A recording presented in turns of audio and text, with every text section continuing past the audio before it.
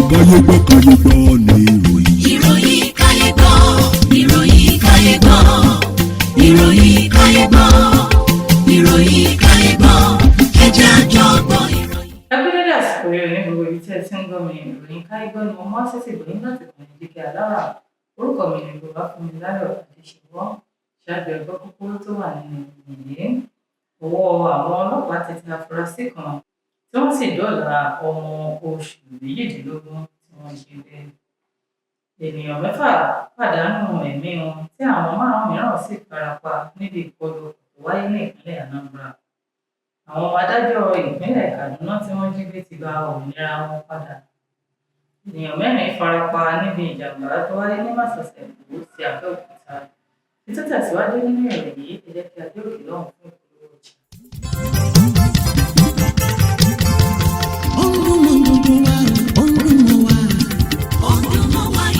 Jíkẹ́ Alára, ìkànnì ìlú mọ̀dúndú wá sẹ́. ọdún mọ́ wa ìkànnì Jíkẹ́ Alára. ètò tó fún ni lóye, ètò tó wà ní lọ́yẹ̀ wà ń bẹ̀. ọdún mọ́ wa ìkànnì Jíkẹ́ Alára. ìròyìn lóríṣiríṣi tàbí mọ́ bó ṣe ń lọ láwùjọ. ọdún mọ́ wa ìkànnì Jíkẹ́ Alára. ìkànnì Jíkẹ́ Alára. Jíkẹ́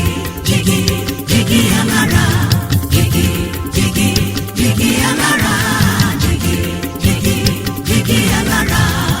ìkànnì Jíkẹ́ Alára 24 bàbá gbogbo. ẹ káàbọ̀ padà láti òkè lọ́hùn-ún. ìròyìn ọ̀hún rèé lẹ́kùnrẹ́rẹ́.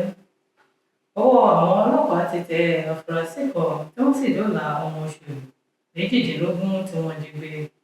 àwọn ọlọ́pàá ní àwọn ti mú ẹni ọdún 22 afurasí ajínigbé kan Zakariyat Muhammad tó ń gbé ní Sabuwa Gandu Wari Baka Quarters ní ìpínlẹ̀ Kano lẹ́yìn wákàtí 16 tí ìjínigbé náà wáyé. nígbà tí wọ́n fìdí ìjínigbé náà múlẹ̀ ní ọjọ́ Ìṣẹ́gun Tuesday, agbẹnusọ fún iléeṣẹ́ ọlọ́pàá ní ìpínlẹ̀ náà SP Abdullahi Haruna Kiyawa ní àwọn gba ìpè pé wọ́n jí ọmọ kékeré kan gbé. ó tẹ̀síwájú pé àwọn dóòlà ọmọ náà láì farapa tí wọ́n sì ti gbé lọ sí ilé ìwòsàn Murtala Muhammed Specialist Hospital Kano níbi tí wọ́n ti ṣe àyẹ̀wò fún wọn. ènìyàn 6 pàdánù ẹ̀mí wọn tí àwọn 5 mìíràn sì farapa níbi ìkọlù ọkọ̀ tó wáyé ní ìpínlẹ̀ Anambra. àwọn ènìyàn 6 kan tí wọn kò tí ì dámọ̀ ni wọ́n ti pàdánù ẹ̀mí wọn níbi ìjàmbá ọkọ̀ tó wáyé ní òpópónà Agulu Agbo ní ìjọba ìbílẹ̀ Anaucha ní ìpínlẹ̀ Anambra. ìjàmbá náà wáyé ní ọjọ́ Ìṣẹ́gun Tuesday tí ènìyàn 11 àti ọkọ̀ 3 pẹ̀lú ọ̀kadà kan ti lùgbàdì ìṣẹ̀lẹ̀ ọ̀hún. ẹnìkan tí ìjàmbá náà ṣojú rẹ̀ ní ọkùnrin 5 àti obìnrin kan farapa nígbà tí ọkùnrin 4 àti obìnrin 2 sì pàdánù ẹ̀mí wọn. alukoro fún àjọ ẹ̀ṣọ́ ojú pópó ti ìpínlẹ̀ Anambra Federal Road Safety Corps Margaret Onabe fìdí ìjàmbá náà múlẹ̀. àwọn ọmọ adájọ́ ìpínlẹ̀ Kaduna tí wọ́n jí gbé ti gba òmìnira wọn padà. lẹ́yìn ọjọ́ 15, àwọn afurasí agbésùnmọ̀mí ti tú àwọn ọmọ adájọ́ ìpínlẹ̀ Kaduna Janet Ladima tí wọ́n jí gbé sílẹ̀. alága fún ẹgbẹ́ àwọn agbẹjọ́rò ní ìpínlẹ̀ náà Godwin Ochai fìdí ìtúsílẹ̀ àwọn ọmọ náà múlẹ̀ ní ọjọ́ Ìṣẹ́gun Tuesday. agbẹnusọ fún iléeṣẹ́ ọlọ́pàá ASP Mansa Hasan fìdí rẹ̀ múlẹ̀ pé àwọn jàǹdùkú náà ni wọ́n ṣekú pa ọmọ adájọ́ náà tó dàgbà jùlọ Victor ọmọ ọdún 14 tí wọ́n sì tú adájọ́ náà sílẹ̀ lẹ́yìn ọjọ́ díẹ̀ tí wọ́n pa ọmọ náà láì tú àwọn tó kù sílẹ̀ kí wọ́n tó wá tú àwọn ọmọ tó kù sílẹ̀ báyìí. ènìyàn 4 farapa níbi ìjàmbá tó wáyé ní Másọ̀sẹ̀ Èkó sí Abẹ́òkúta.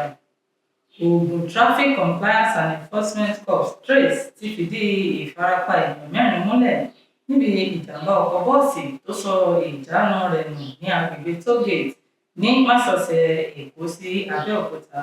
nígbà tí wọ́n fi ìdí ìjàmbá náà múlẹ̀ ní ọjọ́ Ìṣẹ́gun Tuesday ní Ọ̀tà, ọ̀gbẹ́ni Adékúnlé Ajíbádé tó jẹ́ adarí àgbà fún àjọ náà ṣàlàyé pé ìjàmbá ọ̀hún ló wáyé ní aago 9 kọjá ìṣẹ́jú 15 níbi tí ọkọ̀ bọ́ọ̀sì kan ti sọ ìjánu rẹ̀ nù. ó ní àwọn 4 tó farapa ni wọ́n ti gbé lọ sí ilé ìwòsàn State Hospital Ọ̀ṣà fún ìtọ́jú. Ajíbádé wá gba àwọn awakọ̀ níyànjú láti máa ṣe jẹ́jẹ́ ní ojú pópó nígbàkúgbà tí wọ́n bá ń rìn. Oníjùlá ìlú lórí ìròyìn kárígbọ́ fún tètè ní orúkọ mi lẹ́ẹ̀kan sí Olúwa fún mi láyọ̀ àti ṣèwọ́ láti ìkànnì Jíkí Alára láti lè pàdé o.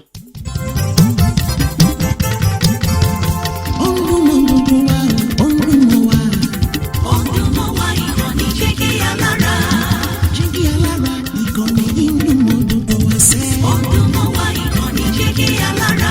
Ètò tó fún ni lóye, ètò tó ń lani lọ́yẹ̀ wà ń bẹ̀. Ọdúnmọ̀ wa ìkànnì Jíkí Alára. Ìròyìn lóríṣiríṣi tàbí mọ̀ bó ṣe ń lọ láwùjọ.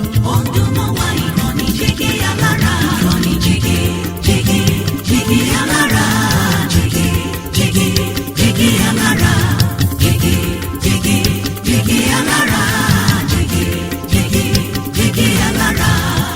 ìkànnì Jíkí Alára kẹrìnlélógún bàbá gbogbo.